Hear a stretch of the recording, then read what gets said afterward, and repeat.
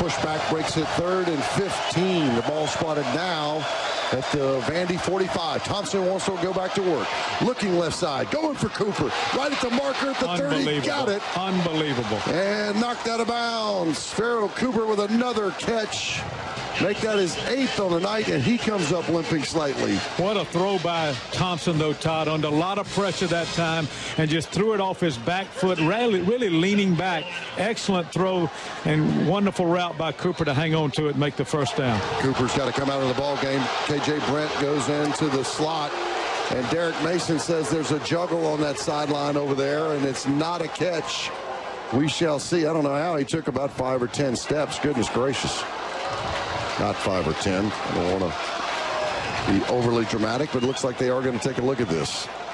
Yeah, I think he dropped it, too. Unfortunately. Looking at it up here, so we'll see what happens. Not to be the bearer of bad news. Really on the field was a catch, and the runner was down. The previous play is under further review.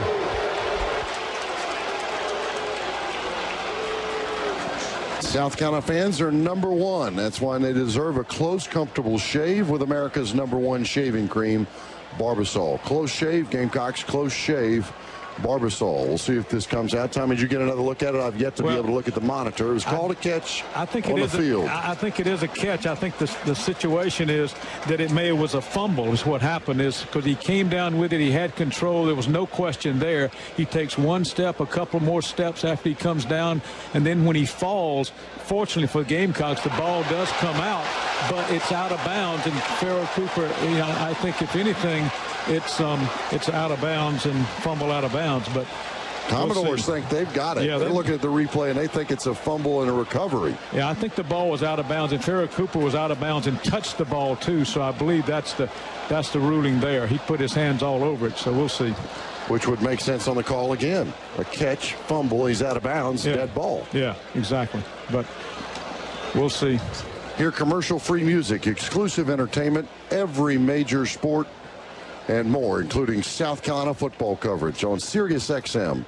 Welcome to the world of satellite radio. They're taking a look at a first down catch, a 16-yard reception from Thompson to Pharoh Cooper.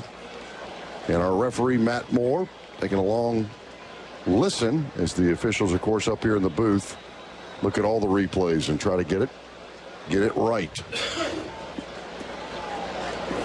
I believe this one could go either way, though. I really believe that, Todd. If it's according to how the guy sees it, I guess, or wants to call it. Tommy Suggs, Langston Moore, I'm Todd Ellis. Welcome to Carolina football. Thanks for being with us from Nashville. And Vandy sure thinks they've got it, but I don't think they are forgetting that he was out of bounds, touches the football. I don't know.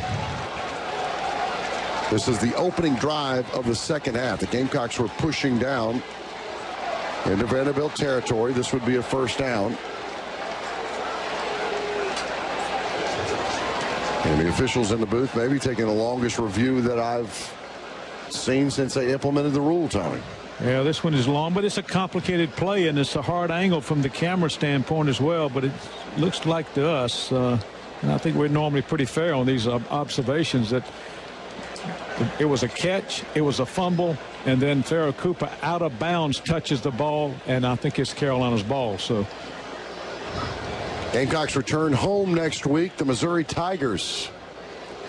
You know, guys, I saw the clock at the Missouri game go to 0 with them losing, it appeared, but then it looked like there was some debate as to whether there was another play. I don't want to confirm improperly. They did lose today. Is that correct, Andy? They did lose. They did lose, but I think there was a penalty at the end or something, and they came back and let them play one more or have one more play, and it didn't work. Still reviewing. Yeah, this is a hard one. I wouldn't be surprised either way on this one.